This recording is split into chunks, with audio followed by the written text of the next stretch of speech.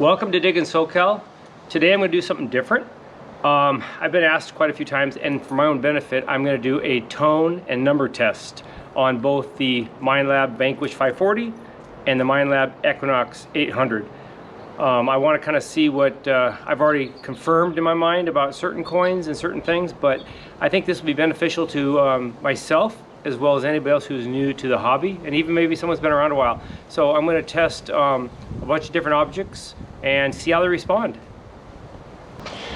So what I'm testing today is going to be silver, gold, and coins and a few other things. So I'm going to test 2 silver rings, they're 925, a 925 silver necklace, a 14 karat gold necklace that's real skinny, a bracelet, and a ring that are all 14 karat, and then I've got 2 10 karat items here. One's an earring and one's a ring.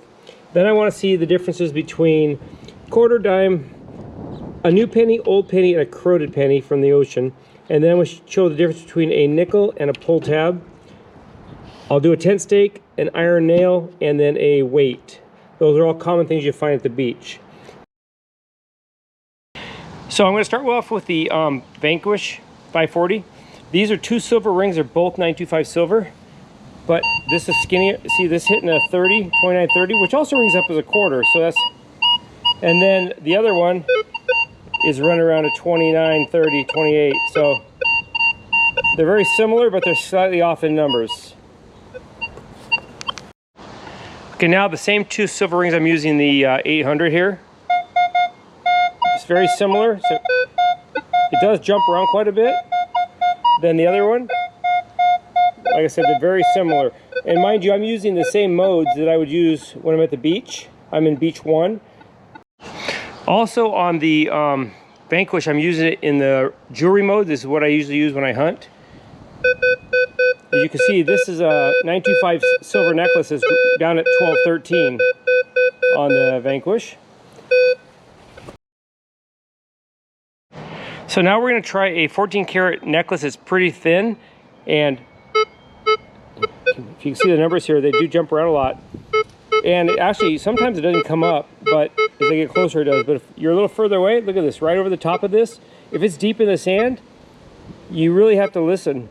You can hear a very faint tone right there. Until you're close, you don't hear it. So I've missed necklaces before with this machine, actually both machines, and I've come back and with another one and found it. And on this particular Nexus, when I found this one, it was really a very faint beep with no numbers. And I was able to, because I didn't have numbers, I dug it anyway, and that's how I found this particular necklace. And with the 800, you'll notice that it's very similar, same numbers. I have a feeling that these sets are both Minelabs. They're probably going to come up with very similar numbers on all the items. Okay, it's going to be the same thing with the 800, down low. You see the numbers you're getting.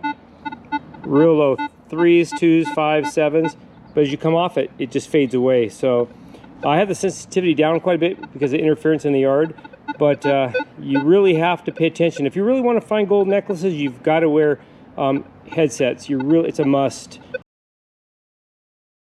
Okay, so now we have a bracelet I found at a park, and this is 14 karat as well. And see how it comes in 1, slightly 2 every once in a while? But you can get a lot further away on this one and still pick up a signal because it's a little thicker. But you got a 1-2 on that. Same thing with the 800 here. A 1-2. And it fades away as you get a little further away. So you've got to be close to these things or you're going to miss them, or you're going to have a headset on. But definitely low numbers for the gold. So this is a nice thick gold band that was found at the beach. See how loud that is? And it rings up as a 20. And you can get pretty far away from this one, it still picks up. So 1920 is oftentimes a penny too, so you never know. That's why you dig all those pennies up. You just never know it's going to be a gold.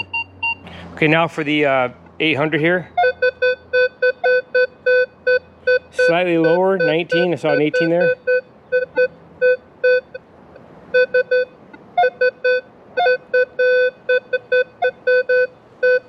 And another thing when you're trying to center a target, if you don't want to go through the process of center it like this,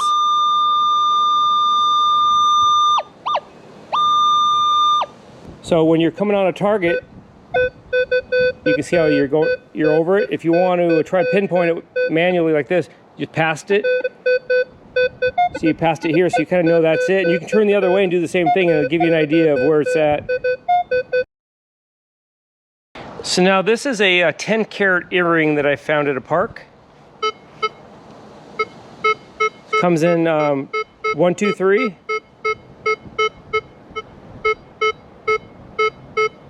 Now with the 800.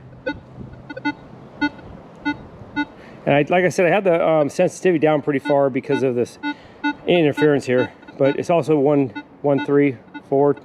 So low numbers. So this is a 10 carat ring that I found in a storage locker. Comes in at a 13, 14. That's a nickel number as well, so you gotta really, that's why I dig every number. And then for the 800 here, also rolling a 13. Okay, now we're on to the Clad. There's a quarter and a dime on the mat. There's a solid 30 on the quarter, and if I come back here, 24.25 on the dime. So that's consistent. So usually when I get a 30 or 25, I can pretty much tell. But you get coins that are stacked sometimes. And let's see how that looks with this. So you get, they jump around a little bit, but they're kind of, I don't get the 30 anymore, but it's right between the two. So you wouldn't know necessarily if you had a double target or not. 29 on the quarter. Come down to the dime. 23, 24. So they're just one number down, it looks like. And then if I combine them,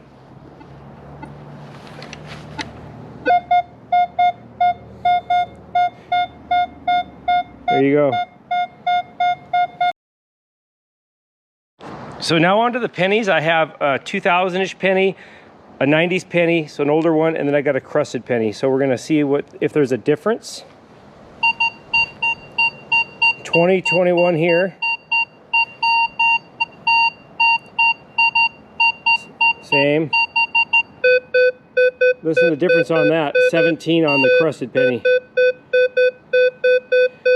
So there's no difference between these two. Now let's do it with the 800 here. 20. Also 20. And then back here, drops down to 17. So the crusted penny definitely loses some of its numbers there. Kind of interesting, huh? Mm-hmm.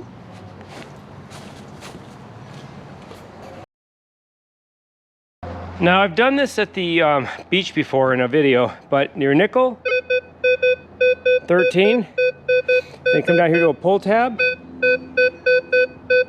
14. But I get 13, 14, so you just hit a 13.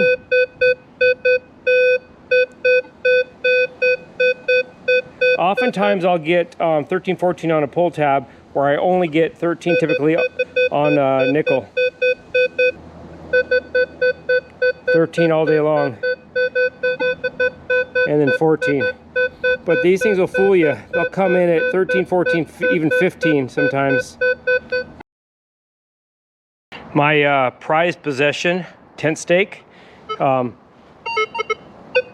at that, hit a 1, hit a 21, hit a 17, hit a 9. This thing jumps all over the place. So that's what is so frustrating, because all these numbers are good numbers I would never want to pass up. But they definitely trick you. In this particular mode, if you notice, there's no iron on here. And I'm not picking up anything. Very little. So I can turn the iron on. Hear how low that is? So I try not to look for iron when I'm at the beach. Nice and quiet. Same thing, iron's off, so makes it kind of nice when you don't want to find iron targets. And I don't know anybody that hasn't found a fishing weight at the beach. Comes in at 14, 15, which is kind of like pull tabs, but but I would dig it anyway. Same thing.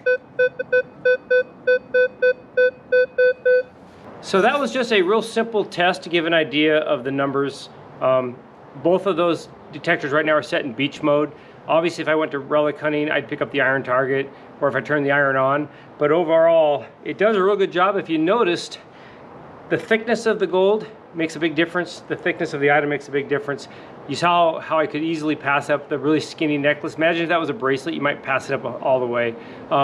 If you have any suggestions on settings for these, I'm still playing with them. I practice with the small pieces of gold, trying to make sure I don't miss anything. And I know I miss stuff now, but I'm trying to work. Yeah, I'm always researching, trying to figure out the settings, because I don't like the idea that I know I'm passing up probably gold bracelets and so forth. So I would appreciate a comment below if you have suggestions on the settings. That's about it for this one. Just want to give you guys a quick review of the two. They're similar machines as far as their tones and as far as their numbers. They vary very little. So Minelab is pretty consistent with these two machines.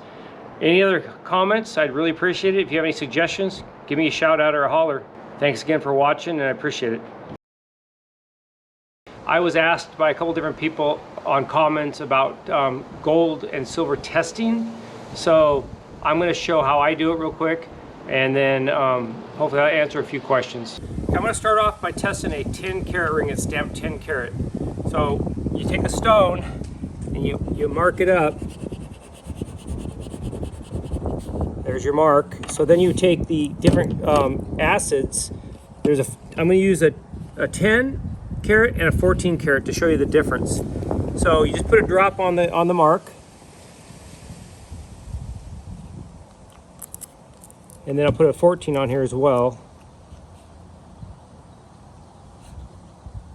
And if you can see this, you should be able to tell that the 10 karat looks like a water drop, to where the 14 karat dissolved away the color a little bit. So that tells you that it's a 10 karat. Had the 14 stayed, then it would be at least a 14 karat, and then I would go to an 18 karat to see if it's 18. But hopefully that comes in good and clear. But that's definitely gold, and it's definitely 10 karat on this one. Next, I'm going to try with this 925 silver ring I found at the beach. And silver works a little bit different. I'll show you what that does. So you take the silver and you do the same thing. You mark up the stone. Then you take the silver acid and you put some acid on it. And when I wipe it off, what you're going to notice is a little bit of red in there. All the yellow acid is going to disappear. And if you have red that remains, that means it's silver. If it would have disappeared completely, then it would not be silver. And I'll give you an example. So I'm going to use this pull tab just as an example. If I thought this was silver, and I put this on here, and then I put a little bit of silver acid on here,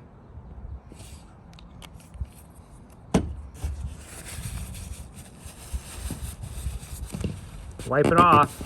See how it's yellow? There's no red tone to it at all. And as you can see, it's fading away, and it's just going to disappear. Had that been a piece of silver, you'd see red left behind.